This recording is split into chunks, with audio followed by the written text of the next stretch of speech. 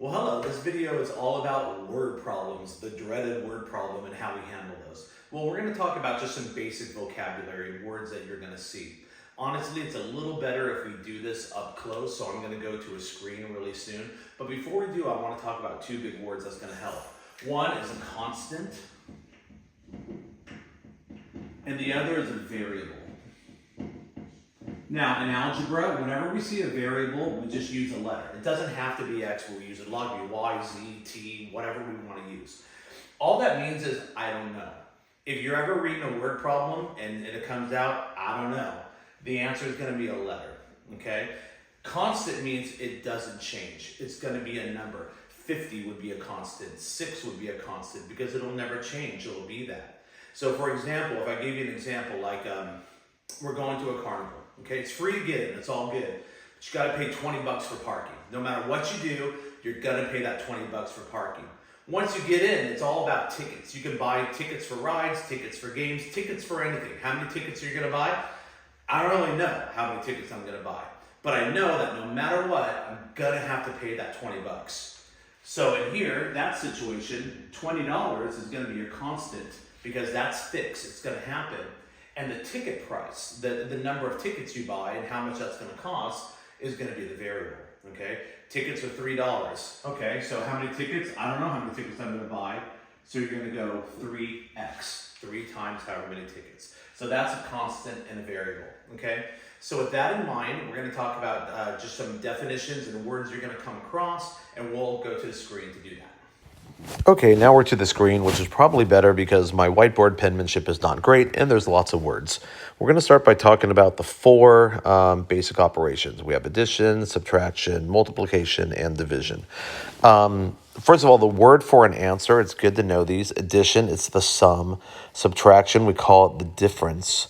Multiplication, the product, and quotient for division. So if somebody says, what is the sum of 3 and a number? Remember, a number just means I don't know. So the sum would be 3 plus x. What is the difference between 3 and a number? 3 minus x, because difference is the answer of subtraction. What is the product of 3 and x? 3x. Okay, what is the quotient of 3 and x? We would write it as 3 over x. A fraction is basically just a division symbol, okay? Now, with addition, you'll hear a lot added to, in addition to, of course, plus or more than. What is 6 plus a number? A number is x plus 6, okay? I have a number, and in addition to, it's 5 in addition to a number, x plus 5. So look for any of these words. Subtraction is the harder one out of all 4 because sometimes it goes backwards. If they say, what's the difference between 3 and x? 3 minus x, great. If somebody said, what is 6 minus a number? 6 minus a number, that's fine. But when they use the words here, fewer or less than, that gets a little more complicated because let's think about this. 7 less than a number or 7 fewer than a number. So which one's bigger? If it's 7 less than a number, what's bigger? The answer is it's the number. So it's the number minus 7. That would be 7 fewer than x. So with subtraction, the way they read the problem, think about it a little bit because sometimes it'll come backwards, okay? Multiplication, 6 times a number. And the product, that one's usually pretty easy. Division, you'll see one sentence divided by equally. 4 people are sharing the cost of an Uber. What is that? Well, whatever the Uber is, we're sharing it divided by 4. So when you ever see the word divided by or equal parts, you're going to want to use a division symbol, okay? So we have a few examples down here. Let's go look at them. 5 more than 6 times a number. Okay, so we compounded them again. Okay, 5 more than. As soon as I see more than, my brain's going to go plus. Okay, so I'm going to have 5 more than 6 times a number. That's the other thing, 6x. I don't know the number, so he gets the x. Okay? 7 less than the quotient of 6 and a number. Okay, I don't know why that's here. Let's just figure it out together. 7 less than the quotient of 6 and a number. So I have the quotient of 6 and a number, and I have 7, and I have less than. Well, I know with less than, I'm going to have a minus sign somewhere, so I'm just going to write that. Now it's 7 less than. So actually, the quotient of 6 and a number is the bigger one, and then I'm going to take 7 away from that. So my 7 is going to go right here. And quotient means divide of 6 and a number, 6 over x. And that's how we get that, okay? So just some notes. The order doesn't matter for addition and multiplication. You can go either way.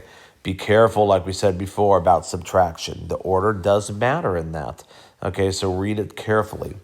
In these examples, the difference of 5 and a number, 5 minus x. If it said 5 minus x, 5 minus x. 5 less than a number, or 5 fewer, okay? X minus 5, it goes the other way, all right? Just some types of expressions. The book may ask you this. If it's an algebraic expression, it means it's going to have a letter or a variable. 5x minus 3 would be an example, okay? A numeric expression, it means it only has numbers. So I can actually come to a number with this, okay? 5 times 3 times 5 minus 2, I can actually come up with a number and solve that, okay? Writing a rule. Now, this is a very popular one that comes up a lot, where you'll have a constant and a variable. Let's read this one right now. Okay, example, you rent a truck for $30 per day plus 75 cents per mile. Okay, well, here's what we know. Every day, you're going to spend that $30, okay? So that $30, whether you drive 1 mile, whether you drive 20 miles, whether you drive 100 miles, you're going to be out that $30. So you just write the 30, okay? But we don't know how many miles, but we know it's 75 cents per mile. So, boom, we're going to go 0.75 because that's cents. So that's why we go 0.75 times x, which is going to be the miles. Let's do another one. Let's talk about this one. I mentioned on the board about a carnival. Okay, you have to pay $20 for parking to get into the carnival, but you got to buy tickets. Tickets are $2 each. How much did you spend at the carnival? Well, what do you know and what you don't know? You know that no matter what, and this is the constant, you're going to spend $20. Okay, that money you're going to spend whether you buy 1 ticket, 0 tickets, 500 tickets, doesn't matter. You're going to spend that $20 no matter what, so you write that. But you're also going to spend $2 for every ticket. Now, that's just an expression. Now, if somebody asks you, what if you bought 5 tickets? So we're just going to take our 5 tickets and we're going to plug it in the X. What if you bought 10 tickets? You're going to plug it in the X.